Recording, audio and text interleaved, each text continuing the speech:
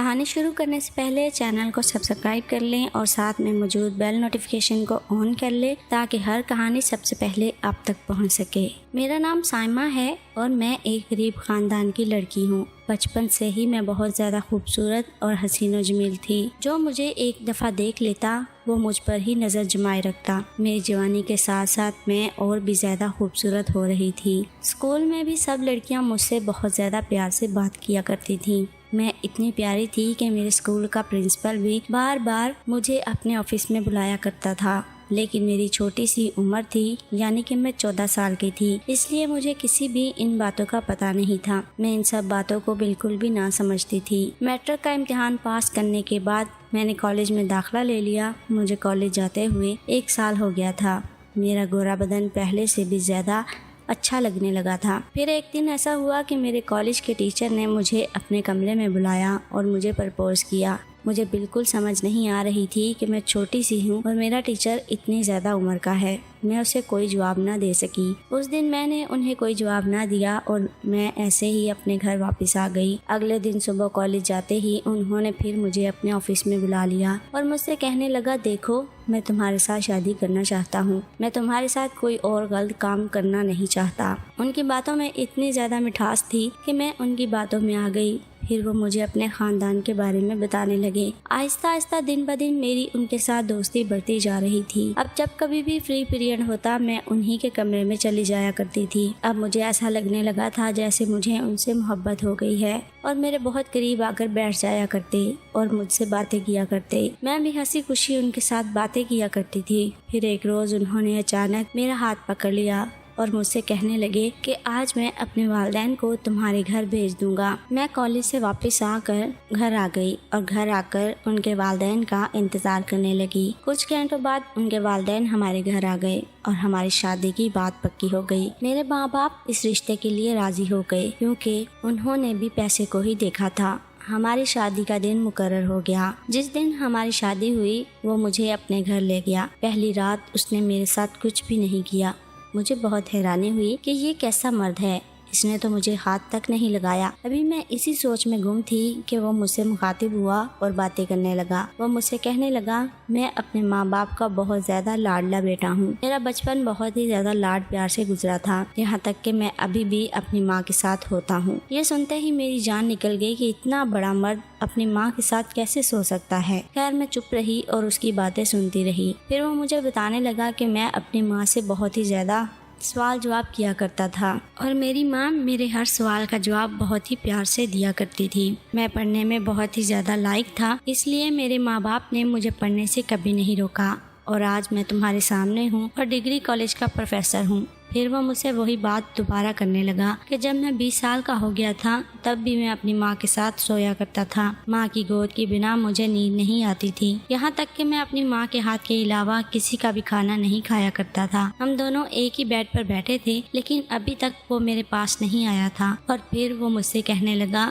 مجھ پر کبھی بھی زور زبردستی نہ کرنا اور مجھے کسی بھی دوسرے کام کی توقع نہ رکھنا۔ میں نے کہا، کون سا دوسرا کام، کیا کہہ رہے ہیں آپ؟ تو میرا شوہر مجھ سے کہنے لگا، کچھ ہی دن بعد تم خود سمجھ جاؤ گی جس کام کی میں بات کر رہا ہوں۔ مجھے کچھ بھی سمجھ نہیں آ رہا تھا۔ میرے ذہن میں میرے دوستوں کی باتیں بار بار یاد آ رہی تھی کیونکہ میری دوستوں کی جب بھی شادی ہوئی وہ مجھے اس بارے میں بہت کچھ سنایا کرتی تھی اور کہا کرتی تھی کہ یہ رات بہت ہی زیادہ دلچسپ ہوتی ہے، لیکن میرے ساتھ تو ایسا کچھ بھی نہیں ہو رہا تھا۔ اب میں یہ سوچ کر اور بھی زیادہ پریشان ہونے لگی۔ ابھی میں سوچ ہی رہی تھی کہ میرا شوہر مجھ سے کہنے لگا، چلو ٹھیک ہے تم سو جاؤ، میں بھی اپنی ماں کے پاس جا کر سونے لگا ہوں۔ اور وہ میرے پاس سے اٹھا اور اپنی ماں کے کمرے میں چلا گیا۔ جب وہ اپنی ماں کے کمرے میں چلا گیا تب میرے ذہن میں یہ خیال آیا کہ یا تو یہ مرد ہی نہیں ہے یا پھر یہ جان بوجھ کر مجھے تنگ کر رہا ہے۔ لیکن پھر میرا یہ خیال بھی غلط ثابت ہو گیا کیونکہ مرد ایسا نہیں کر سکتا کہ اس کی بیوی اس کے کمرے میں ہو اور وہ جا کر کسی اور کے کمرے میں سو جائے۔ مجھے اب سمجھ آ چکا تھا کہ ضرور ایسی کوئی بات ہے جس کی وجہ سے میرا شوہر اپنی ماں کے کمرے میں چلا گیا ہے۔ جب بھی میرے ذہن میں یہ بات آتی کہ میرا شوہر نامرد ہے تو مجھے اپنی زندگی پر غصہ آنے لگتا۔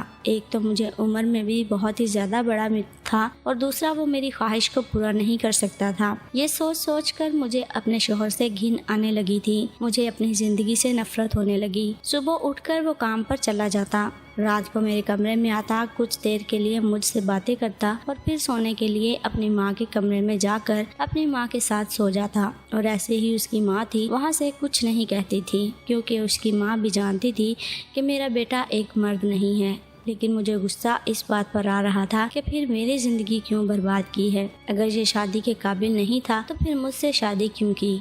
अब मुझसे कुछ भी बर्दाश्त नहीं हो रहा था। आखिर मैं कितना सब्र करती। एक दिन मैंने इरादा कर लिया, मैं अपने ससुर को सारी हकीकत बता दूंगी और फिर मैं उस दिन का इंतजार करने लगी जब मुझे मौका मिल जाए और मैं अपने ससुर को सारी हकीकत बयान करूं। फिर एक दिन मुझे मौका मिल गया। मेरी सास और मेरे शोहर बाजार गए हुए थे। मेरा ससुर अपने कमरे में अकेला था। जैसे ही मुझे पता चला मेरी सास और मेरे शोहर बाजार गए हैं तो मैं अपने कमरे से बाहर निकली और अपने ससुर के कमरे की तरफ चल दी। मैंने अपने ससुर के कमरे के दरवाजे पर दस्तक दी। उन्होंने कहा, आ जाओ, अंदर आ जाओ, बाहर क्यों खड़ी हो। मैं जल्दी से कमरे के अंदर दाखिल हुई और ससुर ने कमरे का दरवाजा बंद कर दिया। वो कहने लगे, बैठ जाओ और बताओ क्या बात है। आज तो बड़े दिन बाद मेरे कमरे में आना हुआ तुम्हारा। पहले तो मैं कुछ ना बोली, लेकिन फिर मैंने अपने ससुर से कहा, मैं आपसे बहुत जरूरी बात करने के लिए आई हूँ। मेरा ससुर भी हैरान रह गया कि ऐसी कौन सी बात है जो ये मुझसे करने आई है। फिर मैंने बोलना शुरू कर दिया और अपने ससुर को बताना शुरू किया कि मेरा शोहर रात को मेरे साथ कुछ नहीं करता और जाकर अपनी माँ के कमरे में सो जाता है। यहाँ तक कि वो मेरी ख्वाहिशात और मेरी जरूरियात को भी पूरा नहीं करता। मेरे शोहर को मेरी कोई परवाह नहीं है। इसका जब दिल चाहता है वो मुझे अकेला छोड़कर अपनी माँ के कमरे में जाकर अपनी माँ के साथ सो जाता है। ये हक मेरा है, उसकी माँ का नहीं। मैं गुस्से से बोली। मेरा ससुर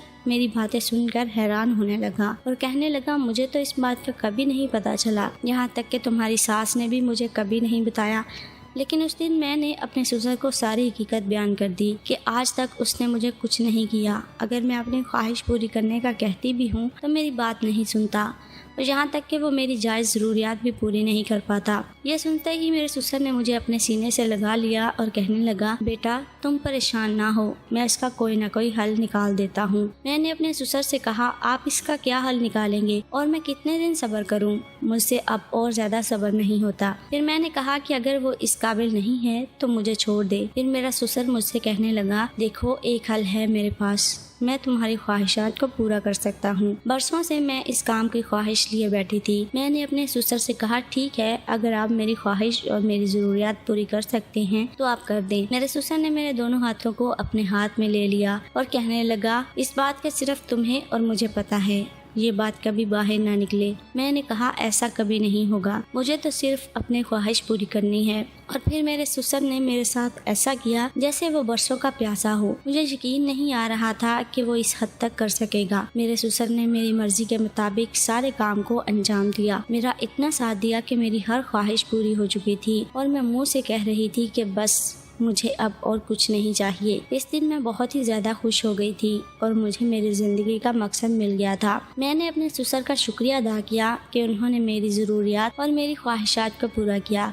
अब जब कभी भी मुझे इस चीज़ की ज़रूरत पड़ती तो मैं अपने ससुर के कमरे में चली जाती और वो तसल्ली से मेरी ख्वाहिश को पूरा करते। मेरी सारी परेशानियां दूर हो चुकी थी और मुझे कुछ भी फर्क नहीं पड़ता था कि मेरा शोहर मेरे साथ कुछ करता है कि नहीं। मैं अपने ससुर की दी हुई चीज़ों पर सब्र शुक्र करती। मेरा शोहर भी अब बहुत हैरान होने लगा था कि पहले तो ये बहुत गुस्सा करती थी, लेकिन अब ये मुझे किसी भी काम के बारे में नहीं कहती। उसने मेरा बाहर आना जाना बंद कर दिया क्योंकि उसे लगता था कि शायद मैं बाहर से कुछ कर लेती हूँ, लेकिन उसे क्या पता था कि उसी के घर में रहते हुए मेरी हर ख्वाहिश पूरी करने वाला कोई और है। अब मैं अपनी जिंदगी बहुत ही ज्यादा हंसी खुशी गुजार रही थी। अब मुझे किसी भी चीज की कोई भी परवाह नहीं थी। मेरी जिंदगी बहुत ही ज्यादा आसान हो चुकी थी। मैं शुक्र अदा किया करती थी कि मुझे सब कुछ मिल गया है। व्यूवर्स, आपको हमारी कहानी कैसी लगी कमेंट में जरूर बताएं। मिलते हैं एक और वीडियो के साथ, तब तक अपना ख्याल रखें। अल्लाह हाफिज।